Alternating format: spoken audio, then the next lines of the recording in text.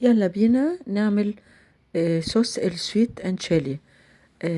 السويت اند تشيلي من الصوصات اللي بنستعملها في حاجات كتير جدا. آه، تعالوا اوريكم نعملها ازاي. معايا 5 قرون فلفل احمر صغيرة، تلت كوباية سكر، تلت كوباية خل، نص معلقة توم صغيرة، كوباية مية، ومعايا نص معلقة ملح.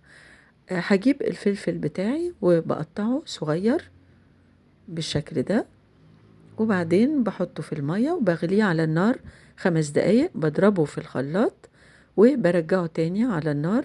بضيف السكر والخل والثوم والملح، مكوناتي كلها، وبقلب معلقة نشا كبيرة في معلقتين مية على جنب. بحطهم وبهدي النار وبقلب كويس قوي لغاية ما الخليط بتاعي يتخن ويعمل لي الصوص الحلوة اللي أنا عايزاها. زي ما انتوا شايفين كده خلصت. بنحط الصوص وبجهز لو عندي سبرينج رولز، بطاطس، فرايز، كنتاكي،